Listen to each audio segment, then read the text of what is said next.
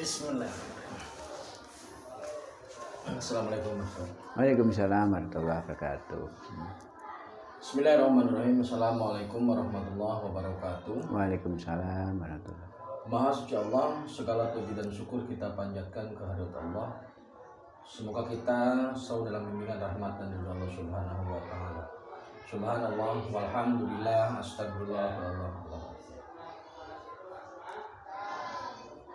Pada kesempatan kali ini tim Raja Nusantara akan mengangkat terkait dengan Imam Mahdi dan juga Monetary One. Jika sebelumnya sudah disampaikan bahwasanya kriteria atau indikator seorang IM itu harus menguasai tauhid, kemudian syariat, keuangan, tata negara dan budaya. Nah, pada kesempatan kali ini kita akan bahas satu persatu aspek itu. Jadi secara umum bisa digambarkan bahwasanya IM itu ruang kerjanya seputar iman, Islam dan ihsan. Iya, betul. Sedangkan nanti pola kerja IM1 itu seputar keuangan, negara ditambah militer. Jadi untuk IM itu reward and punishment, kalau untuk M1 itu rewardnya. Ya. Nah, kriteria itu dalam video saya sebelumnya sudah disampaikan, ada keselarasan antara Heru Cokro dan Imam Mahdi. Iya, betul. Jadi 5 unsur tadi plus militer dimiliki oleh Imam Mahdi sebelumnya, yaitu Rasulullah Muhammad SAW, dan juga dimiliki oleh seorang Heru Cokro yang akan muncul. Iya. Jadi kriterianya atau indikatornya memang sama, sehingga tim Raja Nusantara itu sudah menyimpulkan, sudah memastikan lah bahwasanya IM dan M1 itu satu sosok. Iya. IM dan SP itu sosok yang sama. Iya. Kemudian IM dan IM, M1, Heru Cokro, Wongsonegoro juga sosok yang sama. Jadi tidak ada 2 sosok, tidak ada 3 sosok, tidak ada pemula kemudian nanti yang meneruskan, tidak ada, hanya satu sosok. Iya. Nah, pada kesempatan kali ini kita bahas tauhid dulu ya Pak Ustaz. Iya. Jadi kriteria tauhid seorang IM ataupun konsep tauhid yang tepat itu seperti apa? Iya. Di Jawa itu ada gini ya Ustaz, ada konsep manunggaling kau Gusti itu. Betul. Ada kaitan atau tidak, atau memang bagaimana terkait dengan Bismillahirrahmanirrahim. Assalamualaikum warahmatullahi wabarakatuh. Waalaikumsalam. Alhamdulillah rabbil alamin. Kita syukur atas nikmat Allah, mudah-mudahan keberkahan, keselamatan buat kita semua. Saudaraku yang dikenal Allah SWT, ini tim Raja Nusantara ingin bersama saya untuk menggali tentang IM dan M1. Kemudian ada nggak IM itu kriteria yang dengan Heru Cokro? Kemarin kita sudah bahas. Kemudian tauhid, ketauhidan ini ada nggak kaitannya dengan manunggaling kawula Gusti? Ya. Sebenarnya saudaraku semuanya yang diberikan oleh SWT bahwa Military One dengan IM itu kan satu sosok, tapi sebenarnya memiliki kriteria yang memang sudah dikoridorkan. Jadi IM itu, Imam Mahdi itu harus memiliki kriteria tauhid, syariat dan budaya, iman, Islam, ihsan. Sementara Monetary One itu harus memiliki yang paling unggul adalah keuangan, kemudian militer dan juga tata kelola negara. Kalau kemarin dari suluk Raja Wali pun juga sudah disebutkan untuk bahwa rasa itu terdiri dari 6 wali, Syekh Abdul Wahid, menjaga tauhid, Ya. Sunan Kalijaga menjaga budaya, Syekh Abdul Qadir Jailani menjaga syariat. Itu sebenarnya koridornya Imam Mahdi.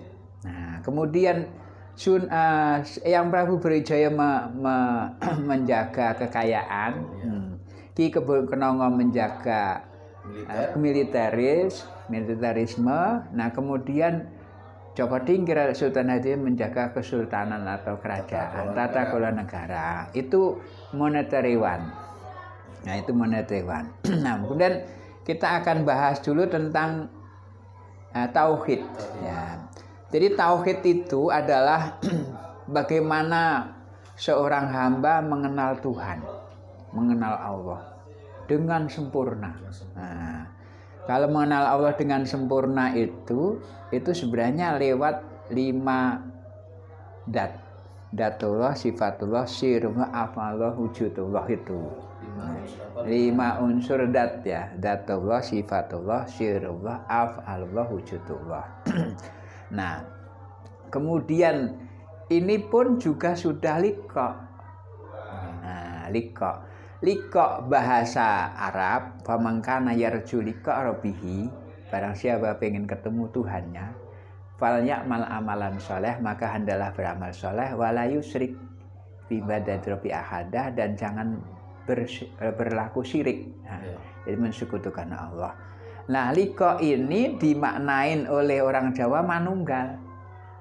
Manunggal itu sebenarnya adalah ketemu, bukan nyatu, karena Gusti sumrambah ing kawula, kawula manembah ing Gusti. Asbab manembah ing kawula terhadap Gusti, Gusti jadi sumrambah. Sumrambah itu sebenarnya meliputi, mengendalikan, menguasai, membimbing, dan seterusnya. Jadi Rob. Nah, ketemulah ilahnya, sembahannya ketemu, karena antara yang menyembah dan yang disembah ketemu. Nah, itulah jadi Rob, mengatur. Itu juga jadi Malik, memiliki. Jadi kita ketemu dengan Tuhannya, yang disembah kita ketemu pemiliknya, Allah, dan juga mengatur, yang mengatur itu Allah. Nah, ini tauhid ini harus sempurna. Karena sebenarnya gini, saudara-saudara semua, bahwa perbedaan agama ya, antar agama itu kan sebenarnya yang paling krusial kan tetap 3. Iman, Islam, ihsan. Nah, di iman itu ketauhidan, nah, Islam itu ritual, syariat, ihsan itu perilaku, muamalah, sosial. Maka ketika manusia masih menemukan Tuhannya dengan politeisme, berarti dia belum finish. Masih mencari, dalam perjalanan mencari. Karena dulu Nabi Ibrahim itu mencari Tuhan. Karena ketika patungnya dibilang, kamu Tuhan kok diem aja, maka dibuanglah patung itu dan nyari Tuhan, ketemulah bintang. Ketemu bintang, hilang bintangnya, ketemu bulan hilang bulannya, ketemu matahari. Maka saat ketemu matahari itu akbar min amsi, ini lebih besar dari kemarin. Ternyata matahari hilang. Nah, saat pencarian itulah maka Allah memberikan hidayah kepada Nabi Ibrahim dengan ini wajah tu wajahiyah lilladzi fatara samawati wal ardo hanifa muslimau wa ma'ana minal musyrikin. Ini sesungguhnya aku wajah tu wajahku ya Allah, wajiyah menghadapkan wajah Engkau. Lilladzi fatara samawati wal ardo, Tuhan yang menciptakan langit dan bumi. Samawati wal ardo, langit. Hanif, kami ini bersih ya Allah. Karena enggak akan ditemukan kebersihan itu kecuali Engkau bersihkan. Hanifah musliman, dan tergolong orang muslim, pasrah. Maka kata Islam itu ya memang sudah ada zaman sebelum Nabi Muhammad, Nabi Ibrahim. Hanifah musliman wa ma'ana minal musyrikin, dan bukan kelompok orang-orang musyrik. Karena mentuhankan selain Allah dengan menghilangkan Allah itu menjadi satu kemusyrikan. Nah, gitu Kang. Coba yang lain coba. Jadi apa namanya, konsep tauhid atau esa atau monoteisme ini Iya. sebenarnya konsep ketuhanan yang dibawa sejak awal. Sebelum Betul, Nabi Muhammad pun betul. Nabi sama. Adam pun la ilaha illallah, Adam Iya. Rasulullah, tetap la ilaha illallah. Iya. Adam Rasulullah. Ketika Nabi Ibrahim la ilaha illallah, Ibrahim Rasulullah. Waktu Isa la ilaha illallah, Isa Rasulullah. Dan Muhammad la ilaha illallah, Muhammad Rasulullah. Nah, apa namanya, ketika keyakinan terhadap ketauhidan sekarang kan begini, Ya, terutama di agama Islam atau umat Rasulullah lah, ya, bukan hampir semuanya mengakui Allah itu satu. iya, betul. Pasti itu. Betul, Allah itu betul. satu. Nah, tetapi efek atau ekses dari pengakuan bahwa itu satu belum ada. Ya, Jadi mengaku Allah satu, tetapi ketika aplikasinya itu enggak ada. betul. Apakah tingkat tauhidnya sudah baik atau belum kalau seperti Ya. itu? Ketika Allah ahad, Allah satu, namun ketika benturan tidak menggantungkan dengan Allahu Somad, Ya. Allah sebagai penggantung, bahkan ya sebagian saudara-saudara kita masih tidak percaya diri, nah, lari ke perdukunan, lari ke jimat dan seterusnya, itu sebenarnya adalah menggerus dari sisi ketauhidan. Ketauhidannya sangat rentan. Karena selingkuh itu. Karena ada perselingkuhan di situ. Nah, perselingkuhan ini sebenarnya adalah ujian. Seperti Nabi Ibrahim. Dari bapaknya bikin patung, bukan Tuhan, nyari. Dan karena kekuatan tekad yang tinggi itu, maka ditemukanlah kebenaran yang hakiki Tuhan. Bahkan seorang filosofis yang namanya Aristoteles itu sudah menemukan kausal prima. Ya, Kepastian bahwa kausal prima itu adalah penyebab utama itu cuma satu. Dia belum menemukan Tuhan, tapi sudah mengakui gitu loh. Nah, ketika ada Tuhan selain Allah, nah ini berarti bertentangan dengan lam yalid walam yulad walam yakul lahu kufuwan ahadnya di situ. Berarti sekarang ini situasinya kan begini. Ya. Ada situasi tentang politeisme. Iya.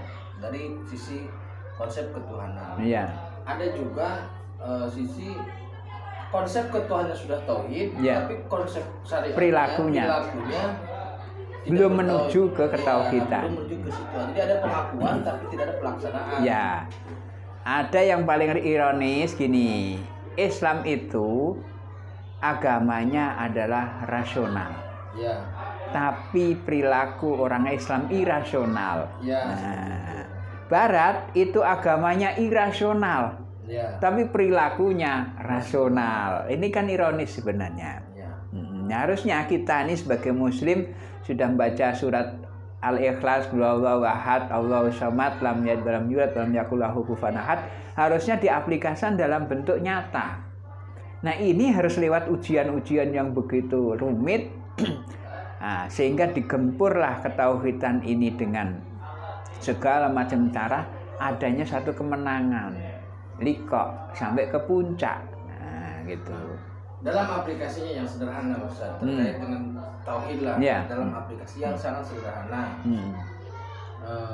Kalau dari jatuh sirullah, sifatullah, wujudullah, Allah kan terlalu berat, terlalu terlalu tinggi. ini dalam aplikasi sederhana bahwa sudah ada pengakuan Allah satu atau Tuhan itu satu adalah Allah.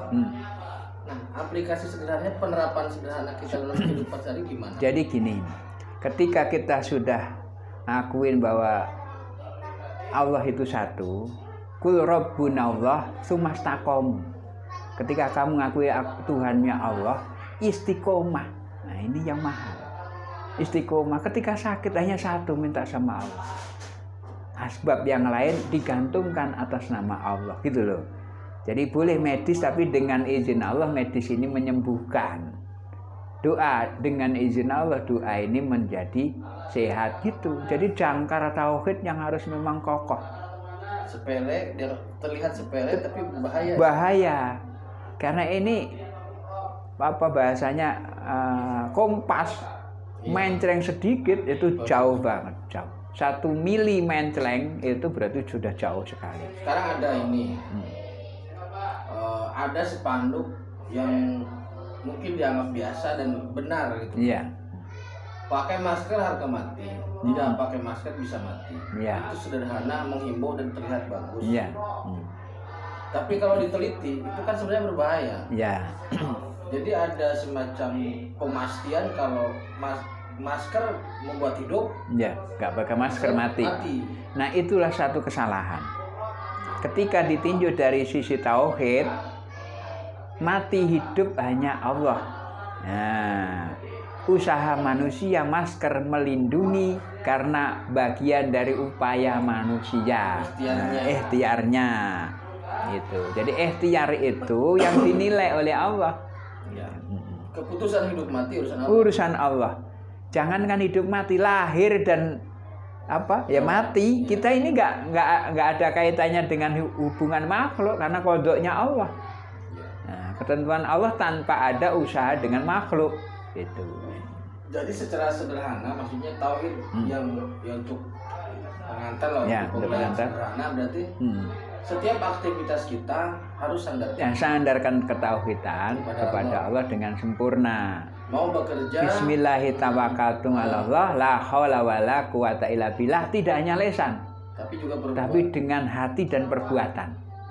Nah, karena nilai itu tetap lisan, hati, perbuatan. Nah, kan itu 3 itu, jadi nggak bisa hanya 1. Kalau di bumi yang dihukumi lisan dan perbuatan, ya.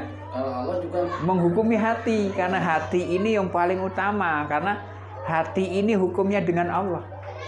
Kalau lisan perbuatan itu hukumnya Allah dan makhluk, gitu, dan makhluk. Jadi intinya begini mungkinnya. Ya. Seorang IM itu, ya. Itu ketauhidannya sudah pada puncak paripurna. Sudah pada paripurna. Indikasi paripurnanya saya sudah bahas di video-video sebelumnya bahwasanya dia sudah bisa mengetahui sirullah gitu. Betul, datullah, sifatullah, sirullah, afalullah sudah lengkap. Alhamdulillah sudah memahami itu sehingga memiliki akses yang akses yang terbuka lah untuk menjelajahi jagat raya gitu aja, baik di bumi maupun di langit. Nah, intinya liko. Intinya ada liko. Nah, ini bahasa liko ini, jadi gini saudaraku ya. Apakah orang yang masih hidup seperti ini maksudnya? Memungkinkan bertemu dengan Allah atau tidak? Kan itu yang pertama. Apakah orang yang mati mungkin bertemu dengan Allah atau tidak? Nah, Pak Ustadz di Jawa sendiri di konsep Jawa itu kan ada yang urip dalam mati saat sering urip, urip saat sering mati. Itu gimana maksudnya? Sebenarnya gini, manusia ini makhluk Allah yang paling sempurna. Maka tajalinya Allah bisa dilihat langsung itu dengan manusia. Ya, jadi kenapa jadi khalifah? Pemimpin, wakil. Nah, wakil itu harus tahu dengan yang mau diwakilkan, yang mewakilkan. Dapil manalah kalau pemilu mah. Kalau sekarang wakil presiden, kalau presidennya Allah, wakilnya wakil presiden, berarti dia harus tahu siapa yang diwakili dan yang diwakili yang tahu dari yang mewakili. Nah, itu yang disebut dengan liqa itu. Maka ketika orang sudah ketauhidan sampai paripurna, itu terhadap Allah itu sudah antara wakil dengan presidennya itu. Tidak hanya mengenal Allah, tapi dikenal oleh Allah. Itu yang paling utama. Nah, jangan kita merasa dikenal, tapi ternyata dicek orangnya nggak kenal. Nah, semua orang mengenal presiden. Betul, tapi presiden belum tentu mengenal dia. Jadi liko yang dimaksud adalah pertemuan antara makhluk dengan Gustinya, dengan Allah dalam posisi masih hidup. Maksudnya betul, kita sempurna. Dan pertemuan itu ruh ya Ustaz. Roh. Pertemuan itu pasti ruh. Nah, yang dimaksud dengan mati sajroning urip itu berarti Mas. Sebenarnya mati sajroning urip itu sajroning mati itu kayak orang tidur itu. Liep layape ngaluyup pindha sumpena sumuk sing rasa jati. Jadi seakan-akan kita ini kayak sadar nggak sadar Gusti ini menemuin. Nah, karena apa? Menggunakan spirit roh. Karena jasad, rasa, nafsu, akal, roh. Yang lintas batas kan roh. Karena wa nafatu min ruhihi itu langsung. Engkau kutiupkan dari rohku. Wah, kata Gusti ini begitu. Jadi yang mungkin yang memungkinkan untuk bisa bertemu atau liko dengan Allah hanya ruh. Roh. Karena kalau fisik nanti keterbatasan. Betul. Keterbatasannya lah kalau fisik.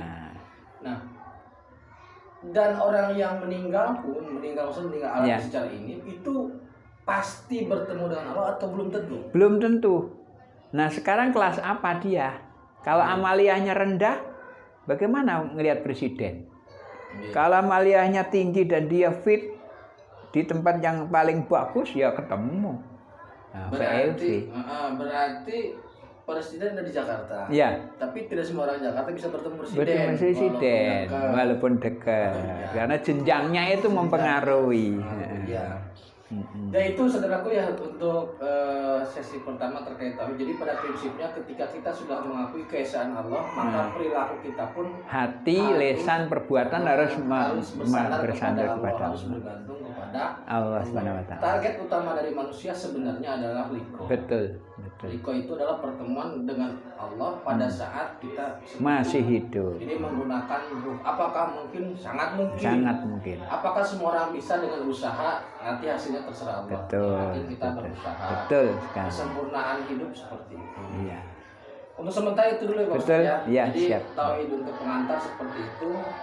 Maka saya tegaskan lagi bahwa seorang yang harus sudah kapasitasnya, kelasnya harus sudah liko bertemu dengan Gustinya.